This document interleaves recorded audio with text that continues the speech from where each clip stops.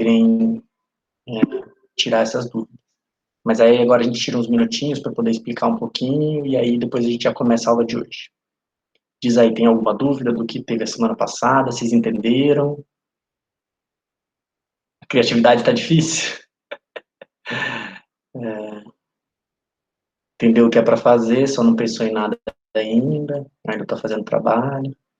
Já fiz toda semana, só falta o trabalho. Estou com um pouco de bloqueio criativo. Tudo bem, não tem problema, só tenta não deixar assim para a última hora, para não sair qualquer coisa, né? E também aproveitar que as reflexões estão mais frescas, né? Legal, Gabi optou por fazer uma postagem no Insta, falta alguma coisa para finalizar. Gostou muito da primeira música, eu amo aquela música, amo, é tudo para mim. Vocês viram, eu agora abri para vocês o módulo da semana 2, e aí a minha proposta é todo módulo, toda semana, ter uma música tema, né, que vai gerar em torno, né, e aí aquela música eu acho muito linda, né, você quer que ela morra, né, deixa eu quero, que é algo muito interessante, potente, né? Eu amo aquela música. E eu não sei, vocês gostaram daquele formato? Estou tentando colocar vários tipos de mídias, assim, para que vocês possam ver outras coisas, assim, para dar uma animadinha, assim, para não ficar só vendo texto, ou, né, algumas coisas mais teóricas, assim. Eu acho que ajuda bastante a dar uma, uma oxigenada, assim. Posso usar frases da música do meu trabalho? Pode, com certeza, Julinha. Fica à vontade. Se vocês tiverem alguma sugestão, se tiver alguma coisa que não está bacana, por favor, fiquem à vontade para falar, tá bom? Estamos aí para isso. Pessoal, 14 pessoas, normalmente é esse tanto de gente que aparece para os encontros síncronos ou não? Ou normalmente é mais?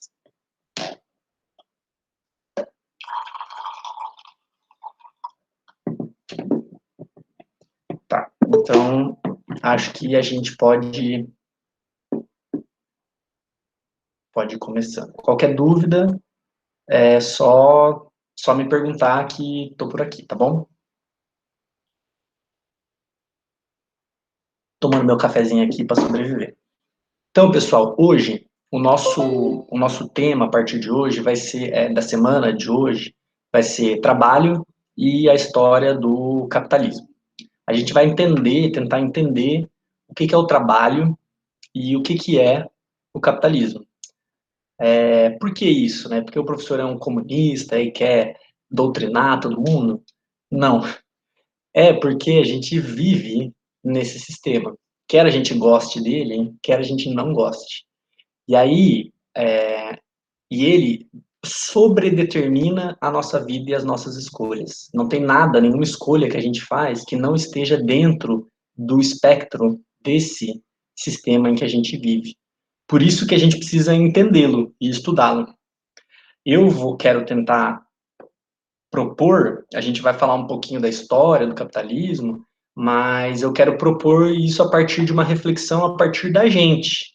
Porque eu sempre, quando eu fui estudar o capitalismo, eu ficava pensando, nossa, mas isso é uma coisa lá do século XVIII, lá do século XIX, e agora não é bem assim, né?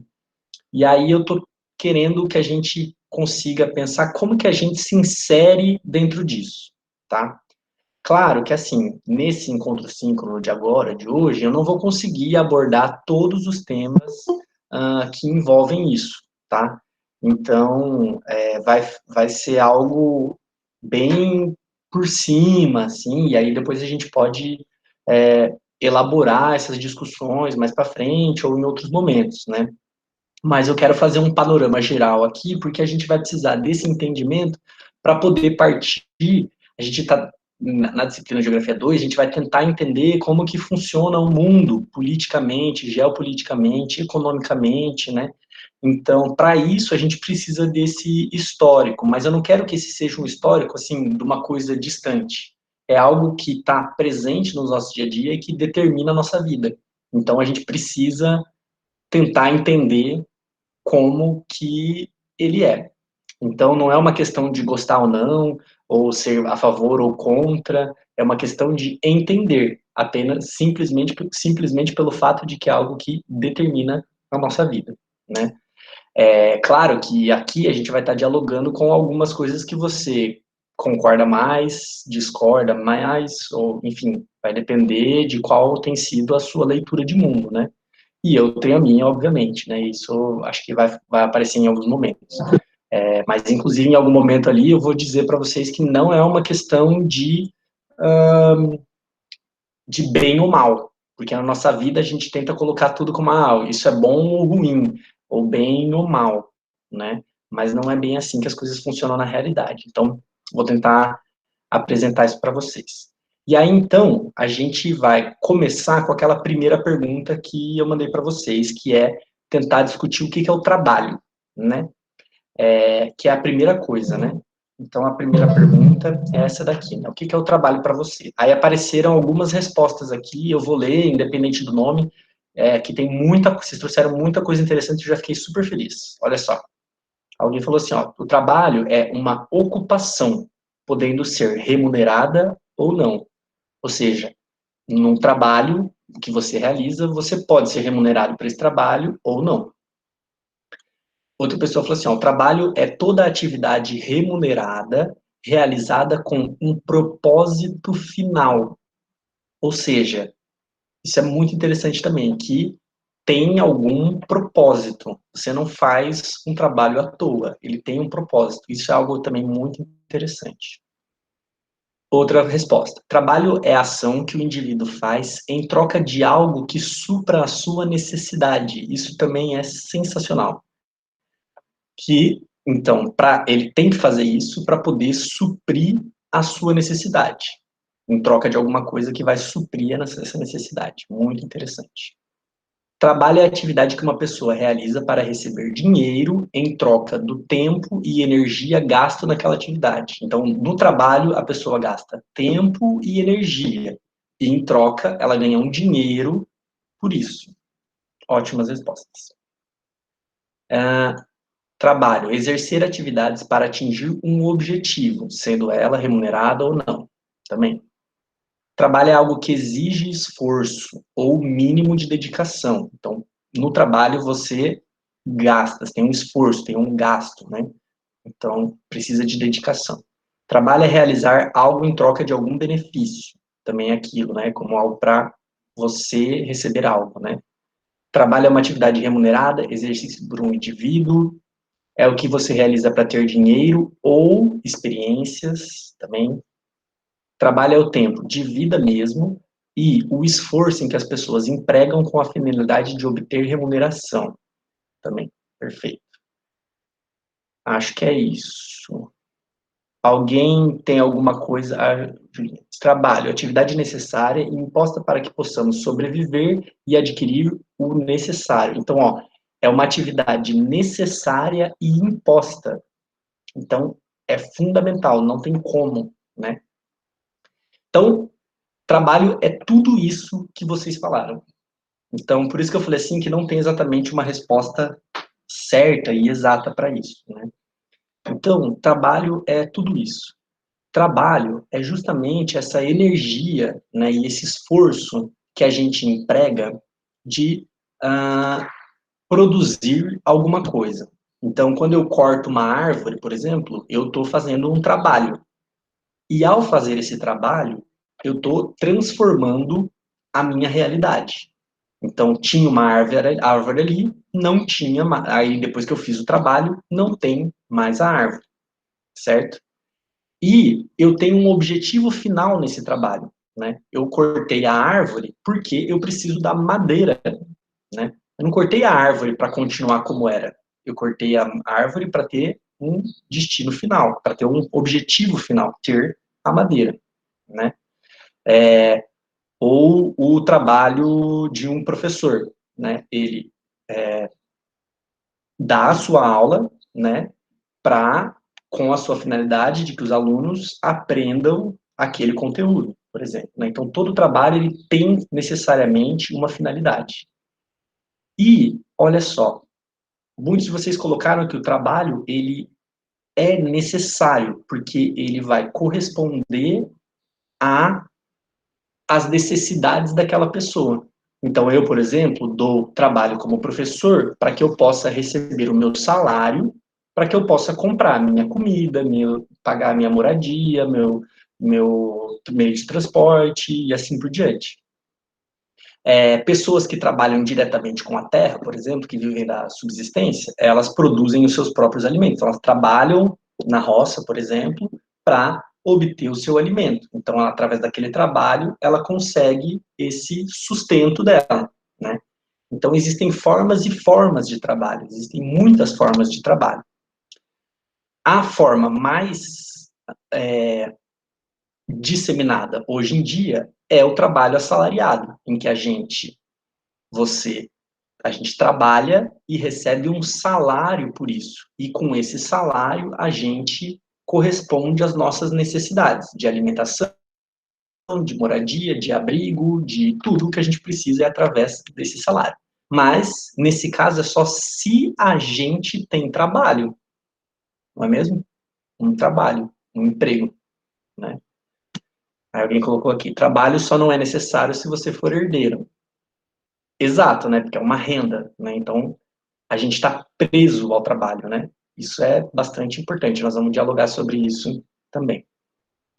Filosoficamente falando, o trabalho, ele é um elemento da condição humana.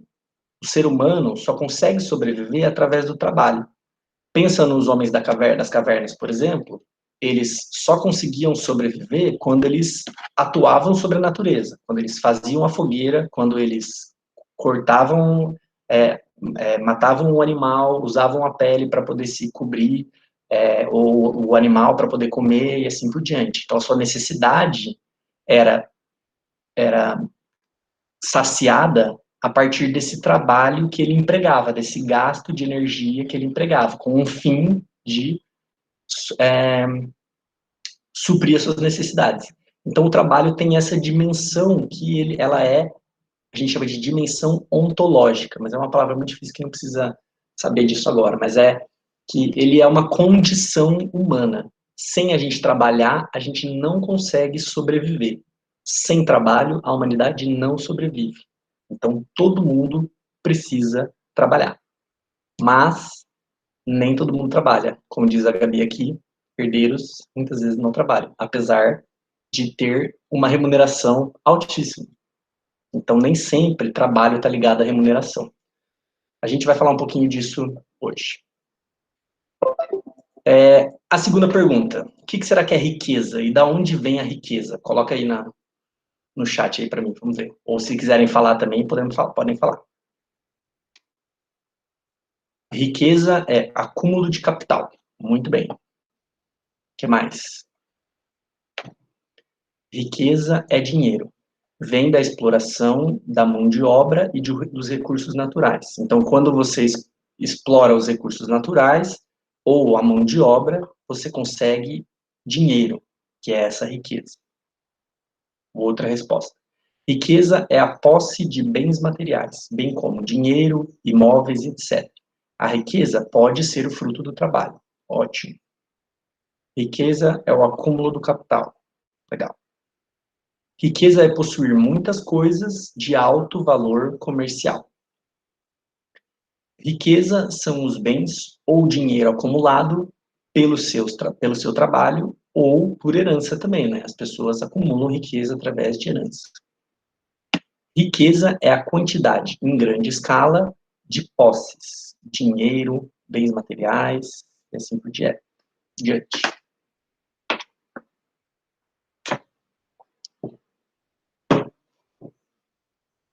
Acho que é mais ou menos isso, né? Então, uma das coisas que vocês falaram é que a riqueza, ela vem do trabalho. E aí, vários autores vão concordar com essa teoria. Inclusive, Adam Smith, por exemplo, o pai do liberalismo, né? Ele concorda que a riqueza vem do trabalho, a renda, o valor vem do trabalho. Então, o trabalho é que gera riqueza. E isso, pensa, se sua remuneração vem do seu trabalho, então a sua riqueza, né, o que você tem de riqueza, vem através do trabalho, né? Gabi, olha, eu acho que a gente poderia pensar numa riqueza emocional, mas nesse sentido, acho que não. Porque a gente está pensando em como que isso impacta economicamente na vida, né? Acho que talvez se a gente considerasse, se a gente valorizasse, por exemplo, expressões artísticas como riqueza, a gente talvez pudesse pensar nisso aqui, né? Mas como infelizmente não é assim, acho que não cabe, né? Então, desse caso aqui, por exemplo, quando a gente pensa, quando a gente fala, esse país é rico, né? O que significa que esse país é rico, né? É quando a soma de tudo aquilo, um PIB, por exemplo, o PIB é a soma da produção de todos os produtos daquele país. Isso aí dá quanto, né? Então, a riqueza, ela provém do trabalho que foi feito para se produzir toda aquela produção. A única coisa é que a riqueza não é distribuída igualmente ou não é distribuída da forma como através do trabalho. A riqueza é distribuída de uma maneira diferente e nós vamos falar um pouquinho sobre hoje. Não se fica rico acumulando capital de um salário mínimo. Perfeito, Samira, exatamente. Você pode ir e vai, né? Provavelmente trabalhar durante muitos anos ganhando mais ou menos o mesmo salário. E isso não vai te fazer uma pessoa rica, né? Então, como que você acumula riqueza? A gente vai discutir um pouco sobre isso. Ótima percepção, Samira. Agora, a próxima pergunta. Trabalhadores e trabalhadoras. Você trabalha? Você, se não trabalha, né? Você vai ser um trabalhador? Até quando a gente vai ser trabalhador? Ou não vai ser? O que significa ser trabalhador? O que vocês me dizem?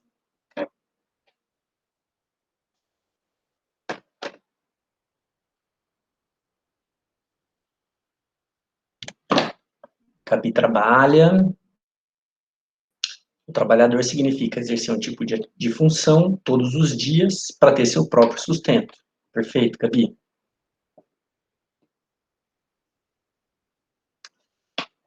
O trabalhador é a pessoa que emprega esforço para suprir suas necessidades. Perfeito.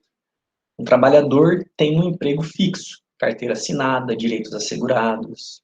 Perfeito. Vamos ter que trabalhar até morrer, porque a aposentadoria está difícil hoje em dia. Pois é, eu vou me aposentar com 71 anos, ou seja, eu vou estar dando essa aula daqui 30 anos para os netos de vocês, basicamente, provavelmente. Então, minha gente, pense.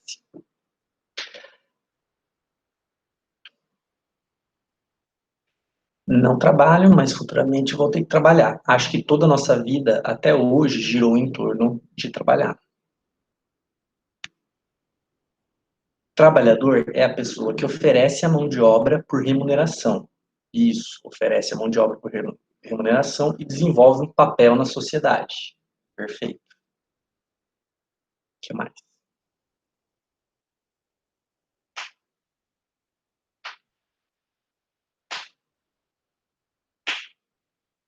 Se tem mais alguém. Então vamos começar. Tem um papel na sociedade porque movimenta capital. Muito legal. Bom, então é isso, né? O trabalhador é uma pessoa que trabalha, né? Parece redundante, mas começa por aí nossa definição, né? Se ela trabalha, é aquela pessoa que vai desprender uma quantidade de energia para suprir as suas necessidades. Ela vai suprir essas necessidades, seja porque ela recebe um salário e vai comprar suas necessidades, seja porque o produto do trabalho dele é o alimento em que ele vai se alimentar, por exemplo, né? Só que, se a gente considera que o trabalho é uma característica inerente ao ser humano, que o ser humano, para poder sobreviver, ele precisa fazer alguma coisa, ele precisa fazer alguma coisa, esse fazer alguma coisa é o trabalho. Então, todo ser humano trabalha. Portanto, todo ser humano é trabalhador. Mas, dentro do sistema que a gente vive, nem todo ser humano faz parte de uma classe de trabalhadores, né? E a gente vai falar um pouquinho sobre isso também, né? Algo muito interessante que vocês falaram, que esse trabalhador, como ele trabalha, ele movimenta e ele tem um papel, ele transforma a sociedade. Por quê? Porque o trabalho sempre tem um fim, e esse trabalho sempre transforma a realidade, e sempre muda a realidade. Ela nunca vai ser a mesma. Então, todo trabalhador transforma a sociedade a depender de como ele foi fazendo esse trabalho, né? Alguém falou que o trabalhador tem emprego fixo, carteira assinada, direitos assegurados, mas nem sempre isso acontece. Idealmente, a gente teria essa situação. Se a gente reconhece que todo mundo trabalha ou que precisa trabalhar, a gente deveria reconhecer esses direitos. Mas, infelizmente, nem sempre é isso que acontece. Tá? Trabalhador é quem mantém a sociedade em funcionamento. Muito interessante, né? Trabalhador é quem mantém a sociedade em funcionamento. Se não tem trabalho, não tem o resultado do trabalho, não tem produto, não tem sociedade transformada. Portanto, a sociedade não se movimenta. Isso é muito importante. E aí, por último, a pergunta que eu ia perguntar para vocês, que a gente vai tentar responder um pouquinho agora, é o que é capital e o que é o capitalismo. Não precisa pesquisar nem nada, tenta dizer o que vocês acham, o que é o capital, o que é o capitalismo, e a gente já parte para o começo específico da aula. Bom, capital é o dinheiro que gira no mercado, dinheiro fruto do trabalho de trabalhadores. Já o capitalismo é um sistema econômico que visa o lucro, visa a geração de capital por meio de propriedades privadas de produção, massa. Capital é dinheiro. O capitalismo é uma forma de organização baseada no trabalho e na compra. Acho que nessa compra pressupõe a propriedade privada, como disseram anteriormente também. Capital, para mim, se refere ao dinheiro. Capitalismo é um sistema econômico que funciona bem, mas não beneficia a grande parte da população. Olha só, muito interessante, né? Ele funciona, ele tem um funcionamento bom, mas isso não é para todo mundo. Capital é poder de compra e venda, relacionado a dinheiro mesmo. Capitalismo é uma forma de governo baseada nas relações de compra e venda, importação, exportação e etc. Beleza. Capital é dinheiro, e o capitalismo é um sistema econômico que tem o objetivo a arrecadação de lucro. Perfeito, Luísa? Bom, é tudo isso, né? Na verdade, a gente poderia... existem teses de doutorados para cada uma dessas perguntas que eu fiz para vocês, falando sobre o que é capital e o que é capitalismo, né? E a gente vai tentar falar um pouquinho sobre isso hoje, quando a gente falar, quando eu explicar para vocês essa história aí do capitalismo, tá? Bom, então, vamos começar? Bom, agora eu queria muito que vocês tivessem aí com vocês um caderno ou um arquivo em que vocês estejam fazendo as anotações para ir anotando o que eu vou falar hoje. Tem algumas coisas que vão estar no PDF, mas outras eu vou falar aqui através das imagens, então vai precisar anotar aí para vocês lembrarem depois, tá bom? Então, prepara aí. Eu vou falar hoje, então, sobre a história do capitalismo, né, a partir desses elementos que a gente foi trazendo. E aí eu coloquei essa imagem aqui, mas ela pode ser um pouco enganadora, tá? Porque a gente coloca desse jeito a história como se ela fosse uma sequência uma da outra, né? E como se fosse uma evolução, né? Isso aqui evoluiu para isso aqui, evoluiu para isso daqui, como se a evolução fosse uma coisa linear e constante, né? Mas na verdade não é assim. Eu escolhi essa figura porque ela, ao mesmo tempo que ela coloca uma continuidade, ela envolve, tá vendo? Tipo, ó, o capitalismo comercial passa por o capitalismo industrial, mas o capitalismo industrial ainda está dentro um pouquinho do capitalismo comercial, tá vendo? Que o capitalismo industrial vai para o capitalismo financeiro, mas ele também tem esses elementos do capitalismo industrial. E o capitalismo informacional tem esses elementos do capitalismo financeiro. Então, a nossa perspectiva aqui não é exatamente eu estou falando numa perspectiva cronológica, né? Mas não é como se houvesse uma evolução não é uma ideia de melhoramento, né? Ou nada assim, né? É só uma ideia de cronológica, mas também lembrar que isso não é linear, né? Isso é feito através de muitas sobreposições, né, muitas quebras, muitas revoluções de algumas maneiras, né? Então tem um monte de coisa aí no meio, tá? Então só tô colocando isso para vocês se atentarem para cuidar para não achar que é uma coisa evolutiva em que vai melhorando conforme vai passando o tempo, vai ficando mais sofisticado. Enfim, tem muitas aspas aí nessa evolução aqui, né? Então, eu coloquei essa perspectiva aqui de que a gente tem quatro etapas do capitalismo, mas na verdade tem alguns autores que questionam essa última etapa aqui, né? E colocam ela junto aqui com o capitalismo financeiro.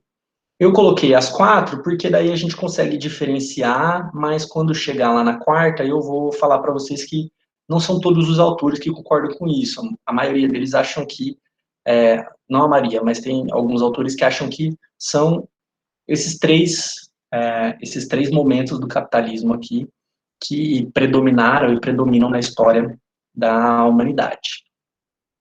Bom, então a primeira etapa do capitalismo, que é o que a gente chama de capitalismo comercial, bom, a primeira coisa é que a gente tem que pensar é que o capitalismo ele não existiu desde sempre, né? Então a gente está falando de um período pequeno da história da humanidade. Essa é a primeira coisa que a gente tem que lembrar, né? Que o capitalismo ele existe há basicamente 500 anos, né? Então é um sistema predominante no planeta, porém ele é recente e ele é um pedaço na história, né? Não é que ele sempre existiu, tá? E ele surge na Europa, né? No fim do século XV, né? Com o surgimento dessa nova classe social, a burguesia, que aos poucos foi revolucionando as estruturas da Idade Média, né, que era dominada pela igreja, né, pelos monarcas, né, e essa burguesia era dedicada ao comércio, à prática da manufatura e às atividades financeiras. Então, foi a partir do comércio, né, que a burguesia foi se instalando na Europa, e através das atividades financeiras, ela foi conseguindo aumentar o seu capital e através da manufatura que ela foi produzindo os novos elementos que eram comercializados, né? E aí a manufatura, ela é um primeiro estágio do capitalismo. Por quê? Porque alguns autores dizem, não, mas algumas pessoas dizem, o capitalismo começou depois da industrialização. Mas, na verdade, ele se inicia com a manufatura. Por quê? Porque na manufatura já tinha uma grande divisão das tarefas do processo produtivo. Então, já tinha pessoas que faziam partes de um produto. Então, qual que é a diferença da manufatura aqui? Porque antes disso, os produtos eram feitos artesanalmente. Então, se tinha que ser feito um sapato, por exemplo, o artesão, ele fazia, antes disso, ele fazia todo o sapato. Então, ele fazia a sola, ele fazia a parte de cima do sapato, o cadarço, ele fazia a palmilha, tudo. Então, o artesão sabia fazer tudo. Mas já na manufatura, já nesse período, a sociedade já foi dividindo o trabalho. E aí, cada pessoa foi se especializando. Então, uma pessoa, ou podia ser a mesma pessoa, mas ela fazia separadamente esses trabalhos, para poder aumentar essa produtividade. Por quê? Porque os comerciantes vendiam em vários lugares, não apenas naquele pequeno comércio ali, né? Então, ele se movia, né? E aí tem esse nome, né, de burguesia, porque é justamente nos burgos, né, que eram pequenas enclaves, cidades fechadas, assim, cidadezinhas bem pequenininhas, fechadas, é que essa burguesia prosperou, né? E o capitalismo comercial, um elemento que é fundamental para ele foi as grandes navegações. E aí o descobrimento do Brasil, o descobrimento, entre aspas, né, a ocupação do Brasil e da África e da Ásia, fizeram com que as potências da época, as metrópoles, chamadas metrópoles, pudessem fazer o que a gente chama de acumulação primitiva de capital, que é o quê? É explorar economicamente as colônias.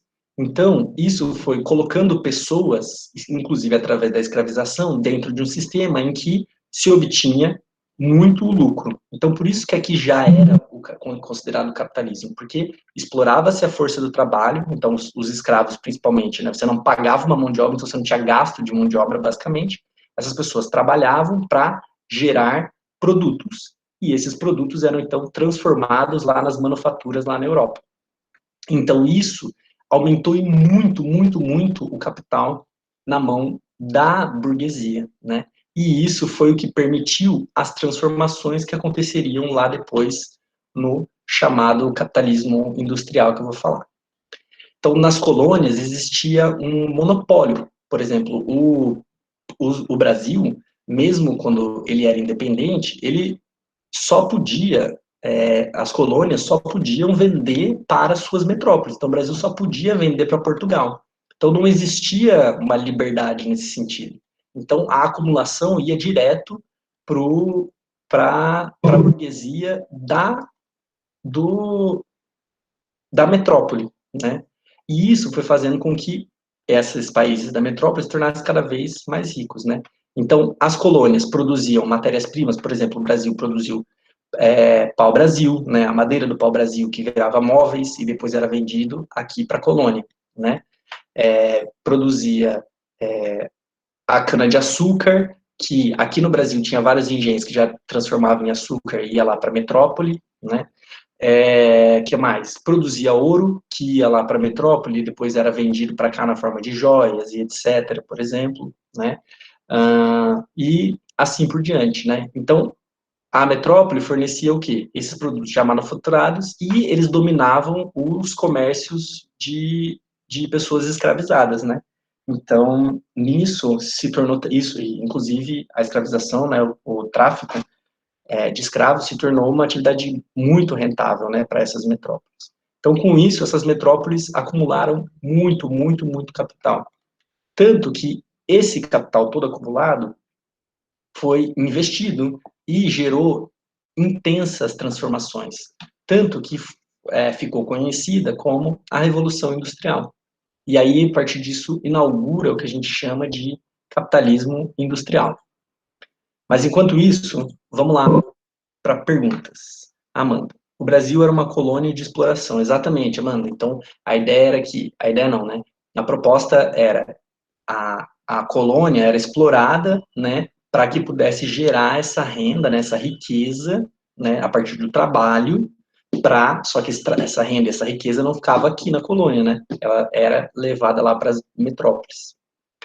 O que acontece? Portugal, teoricamente, nesse sentido, então, seria um país extremamente rico, né? Só que, através de diversas transações, né, todo o dinheiro português foi parar nos cofres ingleses por causa de dívida, por causa das compras que Portugal fazia com a Inglaterra e por causa do poderio inglês, né? Então, aos poucos, todo o ouro, inclusive, que era extraído aqui do Brasil, ia para Portugal, mas acabou indo parar nos cofres ingleses. E aí, por isso, não é à toa, né, que a Inglaterra é que faz esse salto produtivo e revolucionário que foi é, a Revolução Industrial, que, ah, que produziu a indústria, né? Não é à toa que ela acontece lá na, na Inglaterra. Dúvidas, por enquanto, sobre o capitalismo comercial?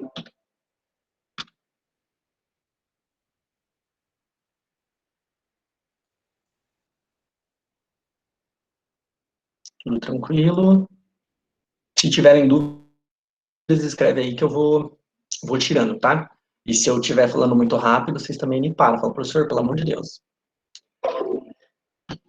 Bom, o capitalismo industrial, ele obviamente passa a existir a partir da existência da indústria. E a indústria começa a existir a partir da primeira revolução industrial, que acontece lá no fim do século XVIII, comecinho do século XIX.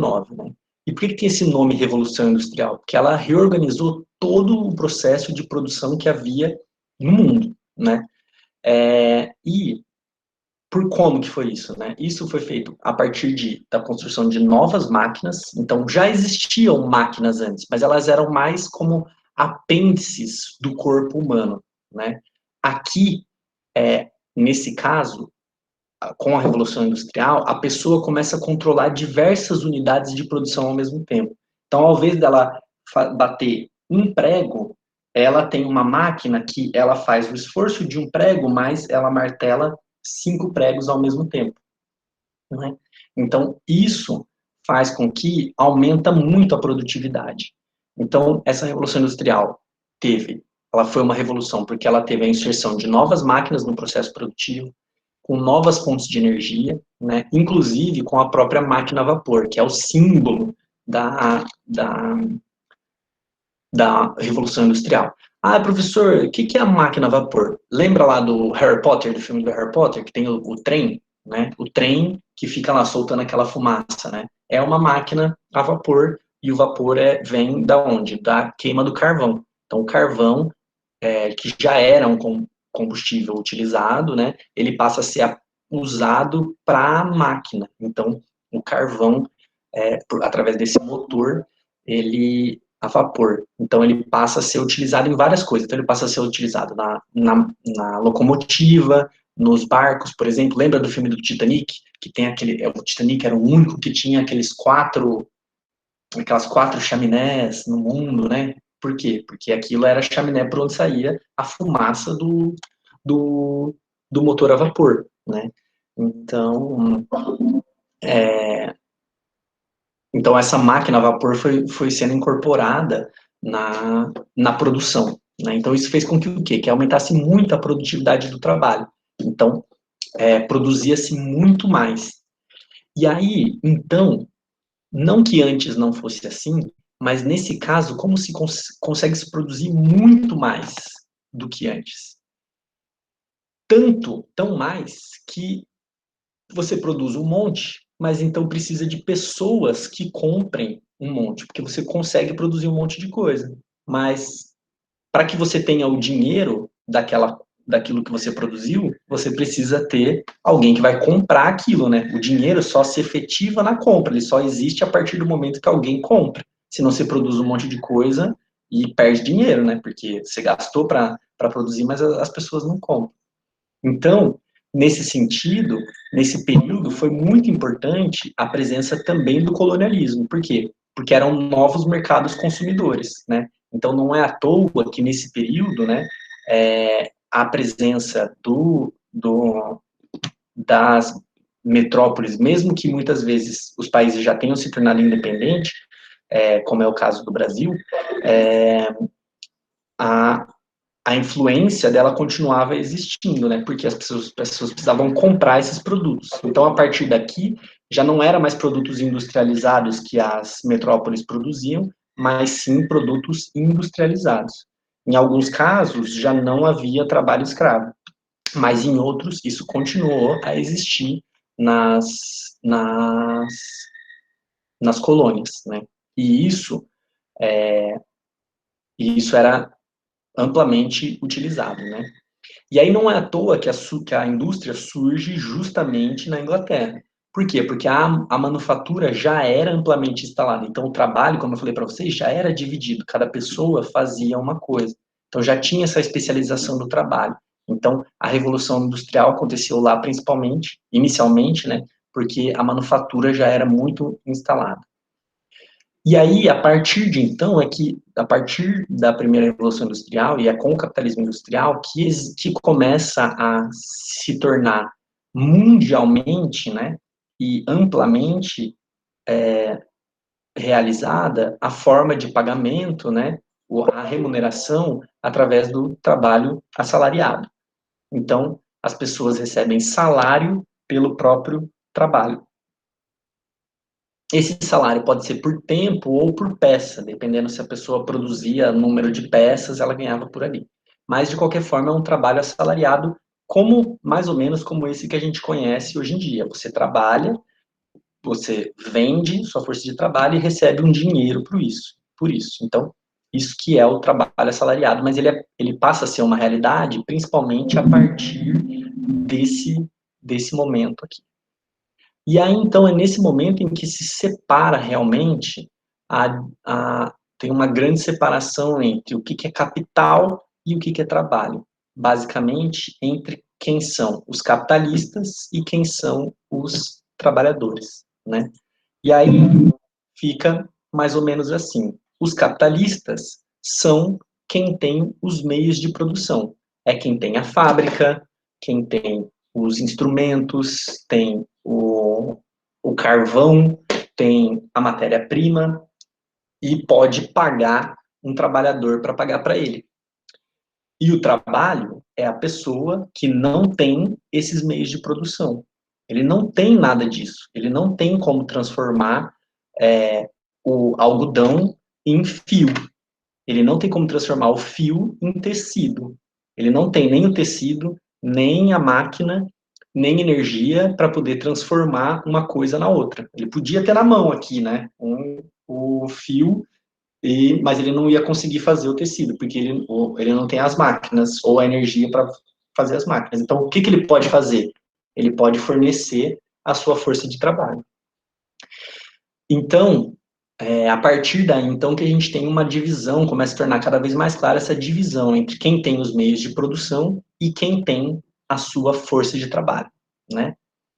E aí, aqui eu quero fazer um alerta para vocês, porque quando a gente vai estudar sobre capitalismo, quando a gente vai falar sobre capitalismo, a gente pensa em um capitalista assim, não é? É sempre um cara gordo, fumando um charuto ou um cachimbo, e é uma pessoa má. Ele é uma pessoa cruel, que massacra o trabalhador, e ele é uma pessoa muito má. Ele é o diabo, a personificação do diabo. Não é normalmente quando a gente vê assim, charge, etc., né? Mas eu detesto, eu abomino essas comparações. Tudo bem que, para efeitos da charge, você tem que simplificar a discussão, né?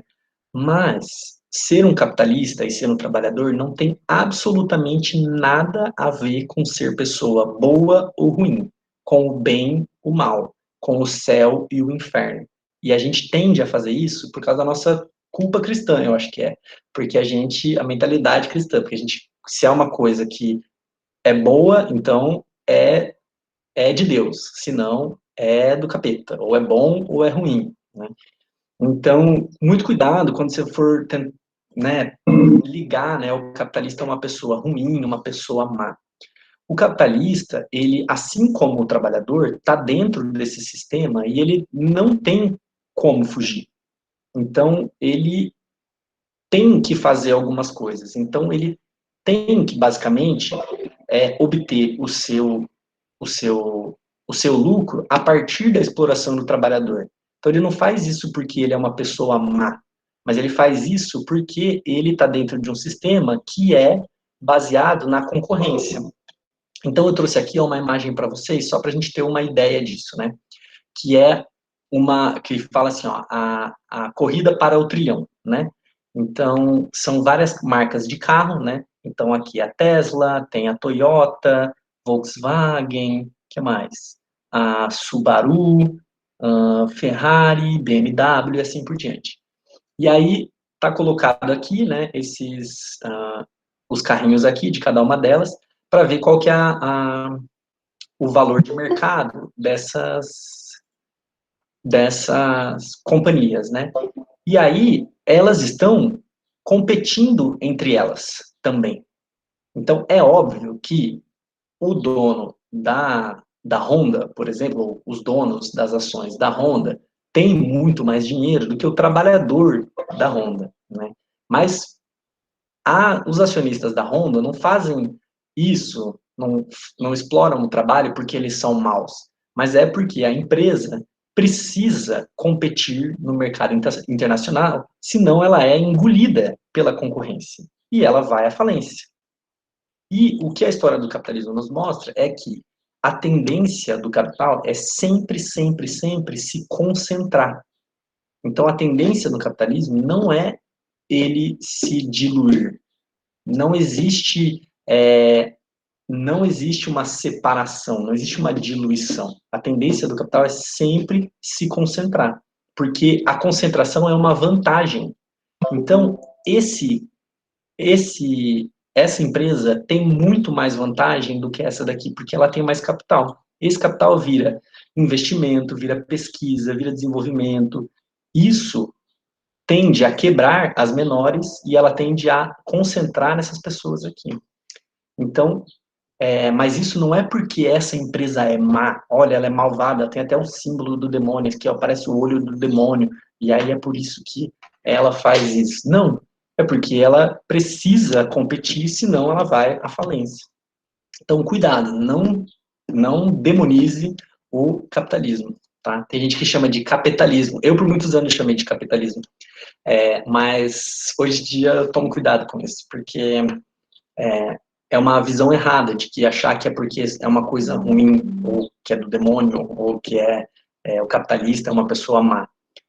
Existem pessoas más, seja ela capitalista, seja ela classe trabalhadora, seja ela qualquer pessoa, né? E existem pessoas boas, independente de qualquer coisa. Então, uma coisa não tem a ver com a outra. Mas isso não quer dizer que precisa ser assim, ou que sempre foi assim, e assim por diante. Mas o que eu preciso mostrar para vocês aqui? A burguesia e o capitalismo se baseia nesses três pilares, né, do direito internacional, que é a liberdade, igualdade e fraternidade, que é o lema da Revolução Francesa. Vocês lembram disso? Lá das aulas de histórias de vocês. E aí, toda a nossa história e toda a nossa realidade de hoje em dia é baseada na ideologia liberal de que todas as pessoas são livres, todas as pessoas são iguais, todas as pessoas têm o direito, né, à fraternidade, né? Elas devem viver como irmãos, portanto, são iguais e livres. Mas o que o liberalismo não conta para a gente é que ele diz, né, que nós somos todos iguais. Então a gente é livre para fazer o que quiser. Então, por exemplo, você como um trabalhador, você é livre para vender a sua força de trabalho para uma empresa, não é? Se você sabe que a força de trabalho, que o trabalho é explorador, né? Se você sabe que no trabalho você vai gerar dinheiro para alguém, você pode não vender a sua força de trabalho, certo? Agora eu te pergunto, você pode não oferecer a sua força de trabalho? O que acontece se você não oferece a sua força de trabalho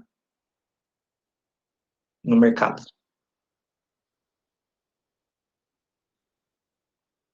Você não trabalha, ou seja, você fica sem dinheiro. Você não trabalha, você fica sem dinheiro, você fica sem conseguir suprir aquelas suas necessidades. Ou seja, você é livre? Com certeza não. Não. Então, se vocês entenderem isso hoje, só isso, eu já vou ficar muito feliz. É que o liberalismo é a principal, é até hoje a principal corrente ideológica, porque isso também é ideologia, da nossa sociedade, de que todos nós somos livres. Só que nossa liberdade tem um limite, e esse limite é um limite econômico e, consequentemente, político. A gente não consegue ser livre para a gente fazer o que quiser. A gente precisa trabalhar. E para trabalhar, a gente precisa ter emprego. e para poder cumprir, suprir as nossas necessidades. Então, essa liberdade, ela é condicionada, é uma liberdade condicionada. Mas, além disso, o liberalismo diz que, além de livres, a gente é igual. Então, ele diz que todos os seres humanos, além de livres, são iguais.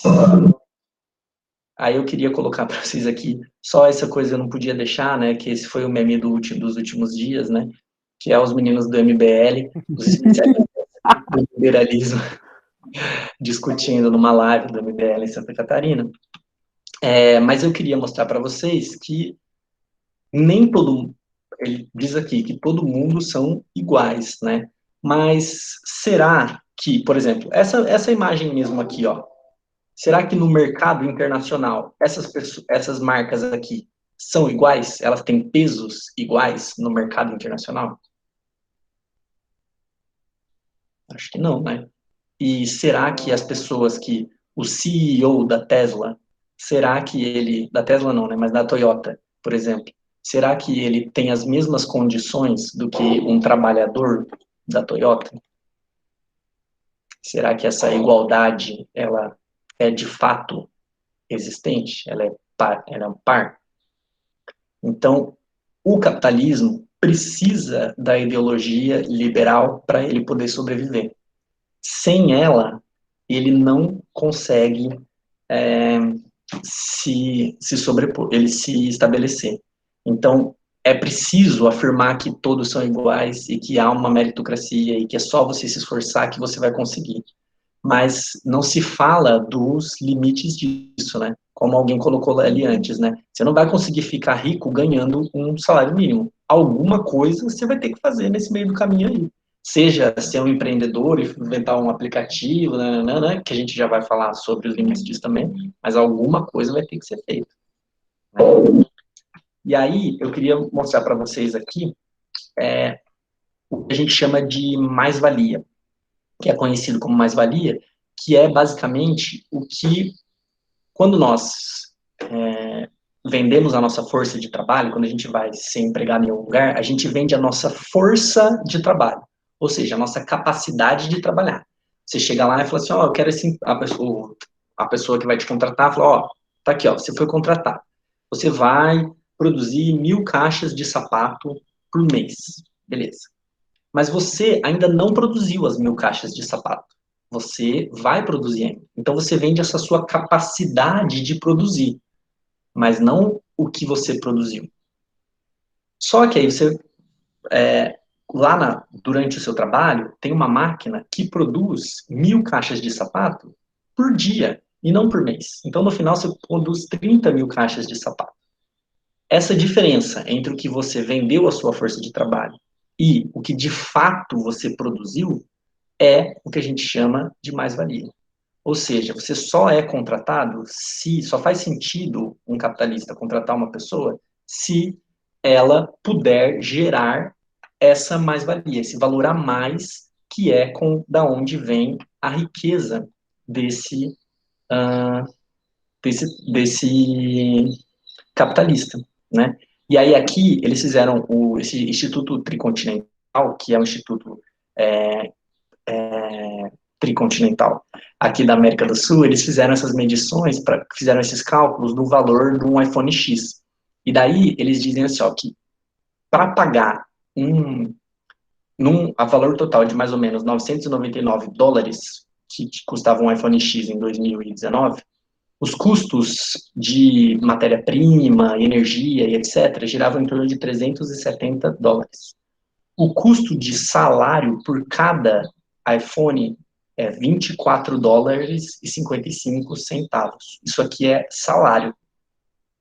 Ou seja, o que sobra para o capitalista, para a Apple, são $603 dos 999 pagos. E olha só, isso daqui ó, é o que custa de insumo, desde o material, da matéria-prima, até o trabalho, né? Os trabalhadores chineses e os trabalhadores que não são chineses, né? E aí, olha só, isso aqui é tudo de lucro. Esses são lucros para os países que ficam por causa das partes do celular, e todo esse resto aqui fica para a Apple. Então, é nisso que se baseia o capitalismo, nessa forma de produção, em que o capitalista ele precisa obter esse lucro aqui, porque senão ele não consegue sobreviver. Vai acontecer igual aquela corrida ali, ó. A pessoa vai perder na corrida. Então, isso é um problema para o capitalista. Por isso que ele precisa sempre procurar extrair esse mais valor, essa mais-valia, né? Alguma dúvida por enquanto?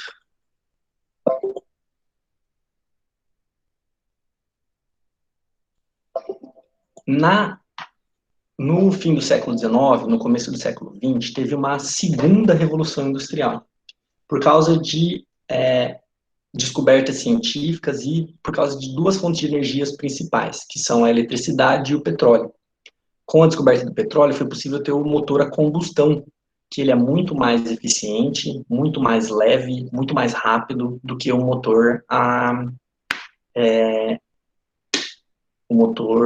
vapor. E então isso revolucionou completamente, mais uma vez, a forma de produzir, né? E na indústria também. E a partir de então, teve uma nova mudança na forma de produzir. O ritmo do trabalho começou a ser passou a ser ditado pela própria máquina. Então, na primeira revolução industrial, o trabalhador conseguia, ao invés de fazer um produto, sei lá, ao invés de ele bater um martelo ou apertar um parafuso, ele fazia isso e fazia com a mesma força, ele fazia em vários produtos. Então, batia 5 martelos ao mesmo tempo, por causa daquela máquina, né? Nesse caso aqui, a máquina começou a ter um próprio ritmo. Então, havia esteiras, por exemplo, em que a esteira passava o produto para você ir apertando, ou para você ir batendo, né?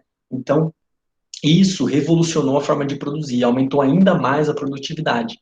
Quem assistiu aquele filme Tempos Modernos, do Charlie Chaplin, né, é, é isso que acontece, assim, é uma esteira, né, e aí vem as placas ali, e o trabalho deles é apertar essas placas aqui. E não importa se você tem que espirrar, se você tem que fazer cocô, xixi, você tem que dar conta de fazer isso aqui. E aí você faz durante o dia inteiro, 8 horas da sua vida, esse trabalho de apertar isso daqui.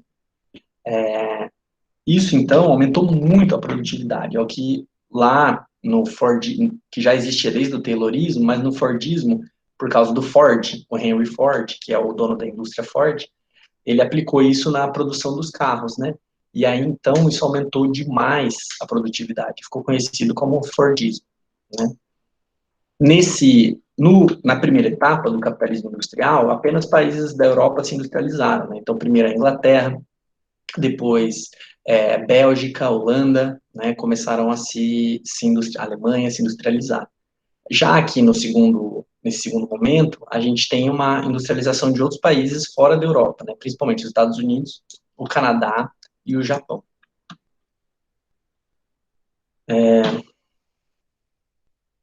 Alguma dúvida por enquanto? Tranquilo, beleza? Tá acabando, tá, minha gente? Bom, o terceiro momento do capitalismo é quando já a partir da segunda metade do século XX, a gente tem principalmente a união, né? Na verdade, desde o começo do capitalismo existe, né? A união do capital da indústria com o capital bancário. Então, o banco se junta com a indústria. Então, o banco ele faz investimento de longo prazo é, nas indústrias, né? Principalmente a partir dos mercados de ações globais. Então, as empresas começam a abrir o capital. É aquilo que ela faz assim, já viram aquela frase, eu sou dona de 51% das ações dessa empresa, sou dona de 51% dessa empresa. Que significa que os outros 49% são ações que são vendidas no mercado de ações. A Bovespa, sabe? A Nasdaq, Dow Jones, todos esses lugares são bolsas de valores em que são vendidas as ações de empresas. E esse dinheiro, ele ele é utilizado para financiar aquela empresa. Por isso que e aí então isso vira investimento que pode ser que é aplicado na produção, né? E aí, então, isso faz com que se gere uma intensa atividade financeira, e aí isso passa a ser a principal comercialização no capitalismo. Então, hoje, é mais, o volume de dinheiro é muito maior na Bolsa de Valores do que na produção, na força produtiva mesmo, na produção do carro, na produção do avião, do computador, da caneca que você tem aí. Tudo isso tem um valor menor no mercado do que os valores, do que é movimentado de transição financeira, de banco, de investimento, de juros, de moratória, hipoteca e etc. Só que esse dinheiro, ele passa a ser cada vez mais fictício e real. Não é à toa que hoje em dia, se a gente agora fosse todo mundo lá tirar o dinheiro do banco, o banco ia à falência, porque o banco não tem esse dinheiro. É um dinheiro virtual, ele existe virtualmente. Isso é muito doido, né? Então o cartão que você passa ali, o Pix que você faz, é tudo zerinhos, né? E até tem gente que chama isso do cassino global, porque são apostas, né? Então você faz essas transações são feitas através de apostas que você compra ações, né? São compradas ações de empresas no mundo e aí ela vai valorizar ou diminuir, e isso você vai ganhar dinheiro com isso, né? Claro que você individualmente pode fazer isso, né? Você pode comprar ações se você quiser e você pode ficar mais ou menos rico com isso, mas aqui nós estamos falando de comercializações globais, né? E aí, em que algumas empresas compram outras, né? E aí, por exemplo, né, nesse caso, ó, a Oxfam fez esse levantamento das marcas do mundo, de alimentação do mundo, tá? E aí aqui a gente reconhece algumas, né? Por exemplo, a Nestlé, a Coca-Cola, a PepsiCo, que é a que tem a Pepsi, a Unilever, Danone, né? A Mendelez tem alguns chocolates que a gente conhece, algumas já é mais difícil, né? Mas lembra que eu falei para vocês que a tendência do capitalismo é sempre se concentrar? Olha só, essas marcas, todas essas marcas aqui pertencem à Unilever. Então, a Unilever, na verdade, é que é dona de todas essas marcas. Então, ao invés de você comprar, por exemplo, deixa eu ver aqui, você então a gente acaba tendo, por exemplo, uma manteiga, né, de uma marca, você compra de outra, mas na verdade é da mesma empresa, né? Ou, por exemplo, você vai comprar um Nescafé ou um Nestlé, tudo isso é da Nestlé. Enfim, todas essas marcas que estão aqui pertencem apenas a algumas empresas. Então, no final das contas, isso dá para a gente uma falsa sensação de liberdade, né? De poder escolher. Ah, estou escolhendo entre as muitas opções do que eu tenho, né? Mas, na verdade, isso é uma falsa escolha, né? Porque esses elementos, né, são tudo das mesmas empresas. Isso funciona como? Através da compra das ações dessas empresas, né? Então, a Nestlé compra as ações de todas elas para poder manter todas elas, né? Controlar todas elas. Então, essa dupla moeda aí, né? Eles chamam de mega fusões entre as empresas, né? Porque são empresas muito grandes que são compradas uma pela outra. Por exemplo, o Itaú e o Unibanco, né? O Itaú comprou o Unibanco, então elas viram uma coisa só. São essas mega fusões. O que eles chamam, né? Tem empresas, inclusive, que são especializadas, né, em fazer só essa administração aqui, né, como é o caso desse elemento que eu mandei, né. Essas empresas são as holdings, né, são as que controlam, que fazem o controle dessas outras empresas. E isso é o que caracteriza as empresas transnacionais hoje em dia, né, que são empresas que têm a sede em um país, normalmente países desenvolvidos ou países ricos, né, e que se instalam em outros países, em vários lugares do mundo, e é lá que eles têm a sua produção acontecendo. Principalmente por quê? Porque é mais barato de produzir por causa da mão de obra, ou por causa dos recursos naturais serem próximos, por ser um mercado consumidor, por ter isenção, né? Então, a Ford, por exemplo, no Brasil, tá indo embora do Brasil, mas é por pura falta de, não só por pura falta de administração, mas a administração foi muito ruim, porque eles receberam muitos incentivos fiscais, eles não pagavam imposto nenhum, luz, nada para poder produzir. Então, saía muito barato para eles produzirem aqui. E aí, depois, isso era, os carros eram todos enviados para os lugares onde eles seriam comprados. Por quê? Porque aqui, com a revolução, com essa revolução técnico-científica, ficou ainda mais barato de transportar os produtos de um lugar para o outro. Então, tudo hoje vai por container, né? Container é um elemento fundamental do capitalismo, desse momento do capitalismo financeiro, porque ele permite que seja muito rápido as trocas, né? Bom, e aí eu queria mostrar para vocês um pouquinho sobre as marcas mais famosas, mais ricas, que mais valem no mundo, né? E aí eu queria que vocês olhassem da onde são essas empresas. Olha só, são dos Estados Unidos, da China, do Japão, da Alemanha, do Reino Unido, França, Índia, Canadá, Itália e Coreia do Sul.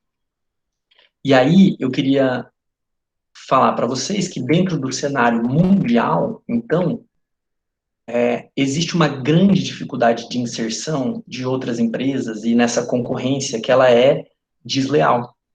Então, é uma certa ilusão a gente achar de que só a gente é só o empreendedor, é só investir mais no empreendedor brasileiro que ele vai ser o próximo Steve Jobs.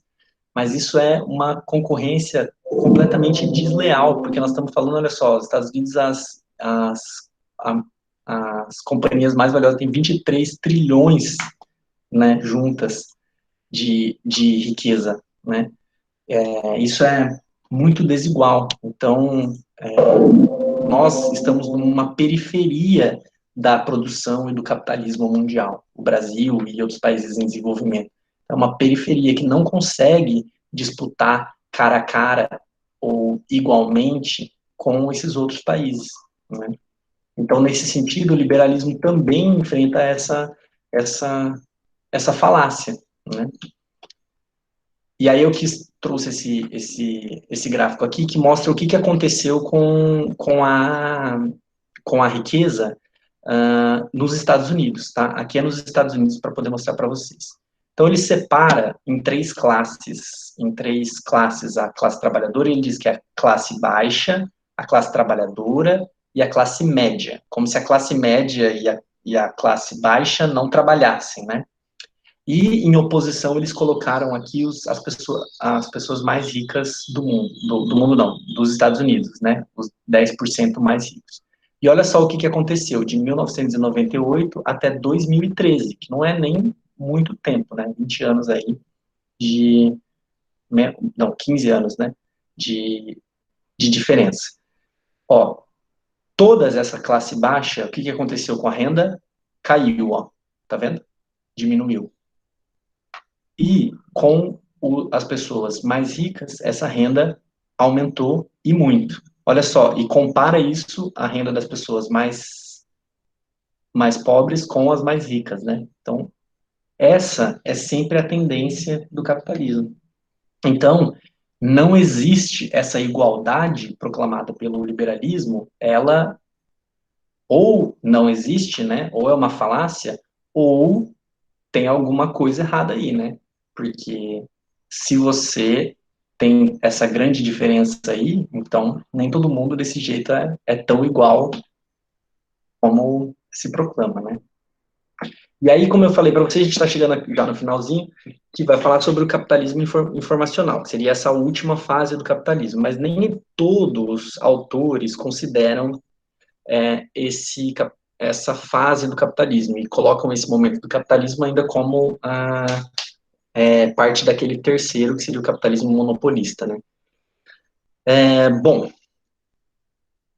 E por que ele se chama capitalismo informacional, né? Porque o Henri Castells, que foi a pessoa que desenvolveu essa teoria, né, ele diz que como a gente vive na sociedade de informação, a informação tem sido cada vez mais um atributo de uma mercadoria, né? Então, basta você pensar, por exemplo, como que os nossos dados são vendidos, né, para as empresas. Então, o Google, por exemplo, é tudo de graça no Google, por quê? Porque ele detém as informações do seu perfil e ele pode comercializar isso, né? E o Facebook é a mesma coisa e assim por diante. Então, é essa comercialização que vai, que é considerado como esse capitalismo, faz parte desse capitalismo informacional, né? E aí, então, por isso tem um papel importantíssimo, né, as empresas de mídias sociais e no meio digital, né, que vão ter o acesso às suas informações, de onde você vai, para onde você vai, quais são as pessoas que vocês se relacionam, seja de amigos no Facebook, seja de pessoas que você tem interesse no Tinder, por exemplo, né? Os lugares que você visita, como no Airbnb, as coisas que você assiste, as fotos que você posta, tudo isso são informações que podem ser vendidas, né? Que podem não, que são vendidas e isso gera um fluxo internacional de informação entre as pessoas, né? E aqui, né, só para mostrar um pouquinho também como é desigual essa riqueza, né? Então, aqui é a riqueza total dos países em 2009, como claramente, né, é muito desigual, né? É como se fosse uma bola de futebol, mas essa bola de futebol fosse desenhada em, em retalhos com tamanhos muito, muito, muito diferentes um do outro. E aí, isso é a riqueza total do país. Imagina que essa riqueza dentro do país não é distribuída igualmente, né? E aí, para a gente pensar um pouquinho, né, sobre o futuro do trabalho, né, em que a gente quer incentivar, né, o trabalhador, se chamar ele de empreendedor, mas na verdade, ele trabalhando ali a bicicleta, ele aluga. Ele não é dono da empresa, não é dono do restaurante, não é dono ou não trabalha nem para a empresa, não trabalha para o restaurante, não, tudo que ele tem é o aplicativo, né? Ele tem que gerenciar tudo aquilo, ele não tem férias, não tem salário, né? Então, é uma precarização do trabalho que a gente tem vivido, né? Esse tem sido o nosso futuro. Por enquanto, é isso. Dúvidas? Por enquanto, que daí eu quero mostrar depois como é que chama? O Moodle para vocês. Vai perguntando aí que eu vou respondendo.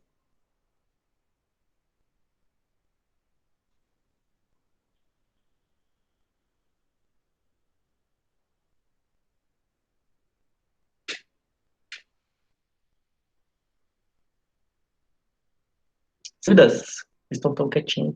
Pode ser provocações também, pode ser desafios, pode ser um comentário.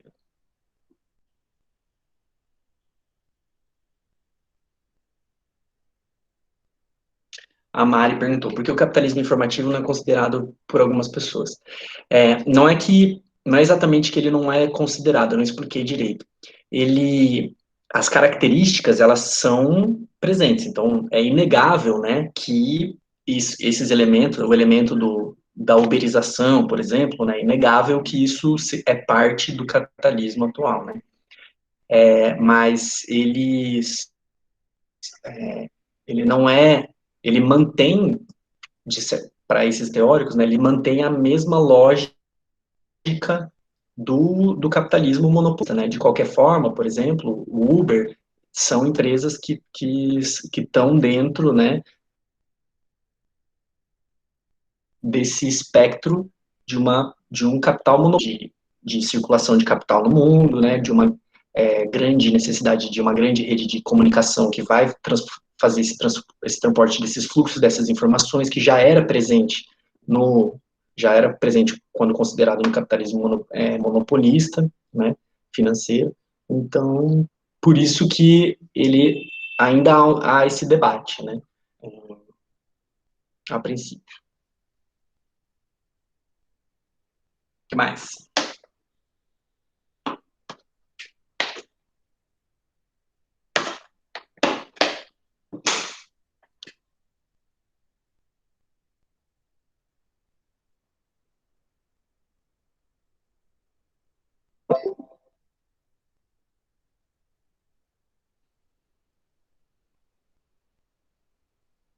Enquanto vocês vão colocando as dúvidas nos comentários aí, eu vou mostrar para vocês que eu coloquei ali no Moodle. Dessa vez é Pedro, Pedreiro, Penseiro, Esperando o Trem, que é uma música muito boa, que fala sobre a vida do trabalhador. E eu gosto muito, e ela aqui tem a letra dela lá no YouTube, é acompanhar, porque ela é meio rapidinha, às vezes não dá para entender. E acompanhar a letra para entender como que se relaciona, né, o trabalho com a vida da pessoa, né?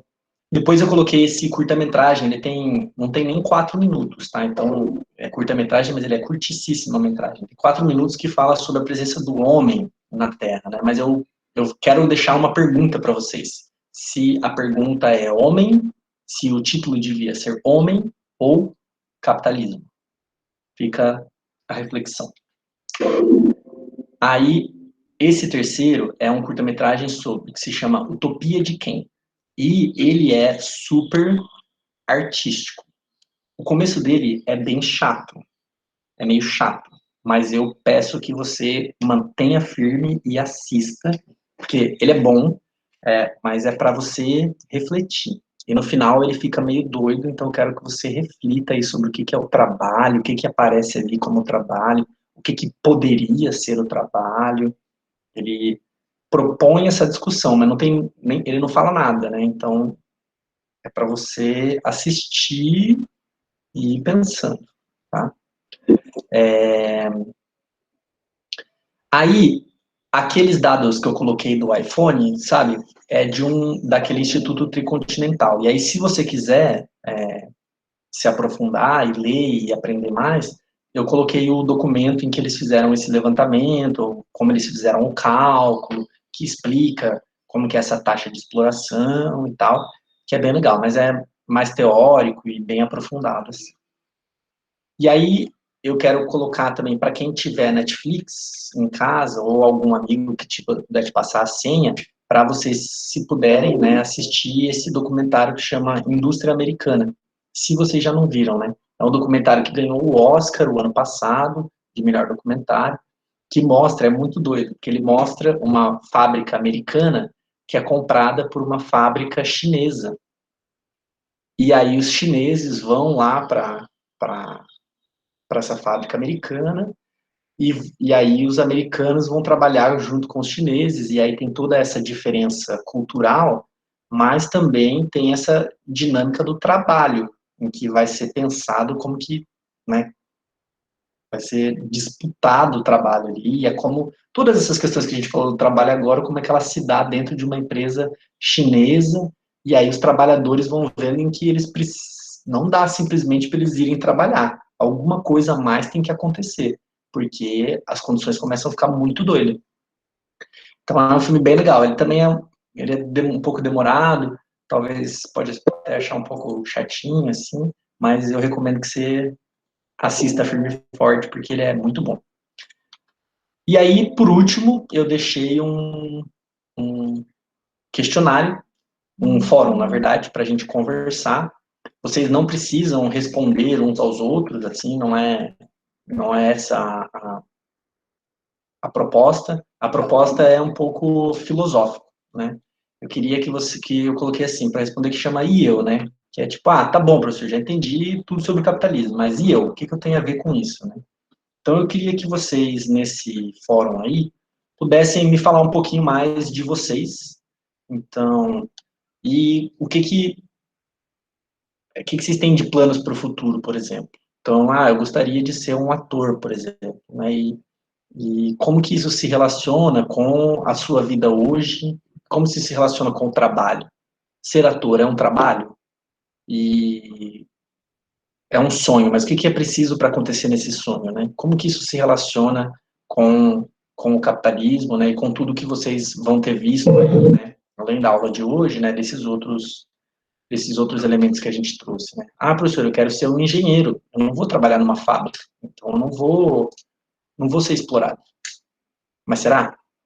Então, eu quero saber, quero que vocês reflitam aí e pensem e escrevam. Escrever, vocês podem escrever, a ideia, eu até coloquei aqui, ó, que é para ser, ó, uma reflexão sua, quero uma reflexão sua de maneira livre sobre o que você entendeu, sobre trabalho, sobre riqueza, sobre o futuro do trabalho, sobre o futuro do seu trabalho, né? Quais são os seus objetivos da sua vida. É uma reflexão que não é fácil, exatamente, tá? Então, mas não é teórica, exatamente, tá? Então é para você pensar e dizer e falar, se expressar. E para eu poder conhecer um pouquinho mais de vocês e especialmente sobre o futuro de vocês, que eu tenho curiosidade, e saber como que você acha que isso se relaciona com isso que a gente tem estudado hoje. Certo? Eu me estendi um pouquinho mais do que eu queria, mas é isso. Dúvidas, perguntas, reclamações, xingamentos,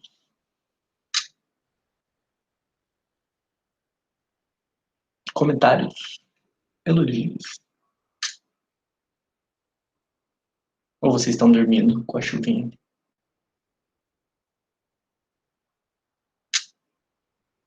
Nada. Nada. Prof, Diga, Amanda. queria que você explicasse um pouco a atividade da primeira semana. Ah, ótimo. Então, se tiverem dúvida da primeira semana, eu explico para vocês, tá? Eu vou reabrir ali para ficar mais fácil também, inclusive. Que aí eu vou mostrar o que eu quero. Ah, já tá ali. Então, olha só, Amandinha, vocês estão me ouvindo, né?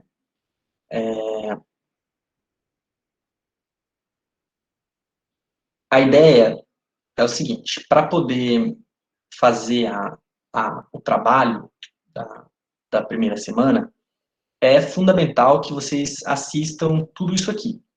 Então, por quê? Primeiro porque tem definições do que são as migrações, vai ter explicação de como que é a migração, vai ter explicação de como que os homo sapiens se espalharam pelo mundo, mas também vai ter reflexões e produções artísticas sobre os migrantes, sobre o que é migrar, sobre quem são essas pessoas e quais são as coisas que os fazem mudar, migrar e assim por diante, né? Depois de assistir tudo isso, falar sobre aqui, né, que tem sobre as crises dos refugiados, por exemplo, etc. A ideia é a gente vai fazer um trabalho sobre isso, em que você vai tentar expor um pouquinho o que você entendeu, né, sobre migração e a crise dos refugiados. Mas não é exatamente o que você entendeu. Ah, eu entendi que migração é isso, isso aqui, aquilo lá. Não, a ideia é que seja um pouco mais artístico, assim. Então, e que a gente consiga se aproximar um pouco mais dos sujeitos, ou seja, as pessoas que fazem esses movimentos, né? Então, por exemplo, a gente, no Brasil, tem muitos casos de pessoas que estão vindo, por exemplo, do Haiti, da Venezuela, por exemplo, que vêm em situações muito sofridas, né? E que tem uma carga importante aí que eu gostaria que a gente pudesse explorar. E aí eu coloquei o vídeo lá eu queria que vocês assistissem esse vídeo aqui, que é dessa exposição que chama Museu da Empatia, em que as pessoas colocavam o sapato de um migrante e ouvia a história dele, né? Então, para ela se colocar no lugar daquele imigrante. E isso faz com que a pessoa se aproxime daquela pessoa, né? Trazer um pouco o sujeito da migração para essa história da migração que a gente aprendeu, né? Então, aí o que é possível fazer, né? Dá para fazer isso de várias maneiras. Eu pensei que, de repente, vocês podem conhecer algum migrante, né? Alguém que tem uma história, né? Que esse processo da migração foi muito difícil e talvez você pode perguntar para essa pessoa esteja à vontade também para contar como é isso, né? Ou, por exemplo, temos muitas pessoas aqui que são descendentes de sírios, por exemplo, ou que são sírios que vieram a partir da guerra, né? Já tive uma aluna que era refugiada síria, por exemplo. Ou pessoas que vêm da guerra na Palestina, por exemplo, né? Enfim, tem uma infinidade aí que vocês podem explorar. Aí tem a Casa do Migrante, que dá para ligar lá e ver a possibilidade de conversar com alguém ou não.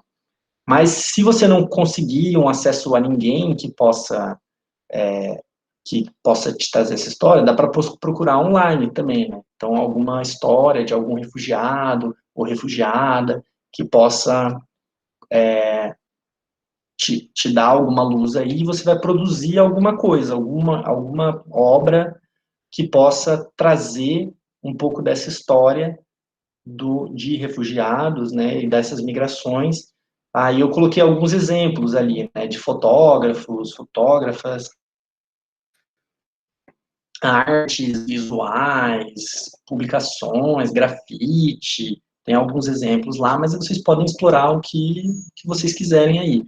E aí entregar essa obra para mim, e aí a gente vai fazer uma exposição online, acho que ali no Instagram da, do IFPR, eu acho, do campo. Não sei se ficou claro, Amandinha.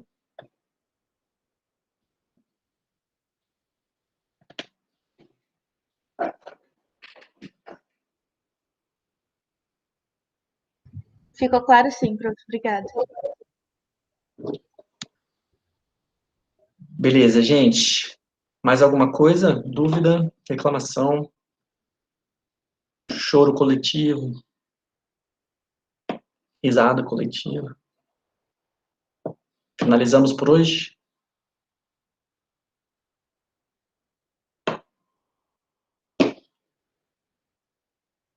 Então tá bom, minha gente.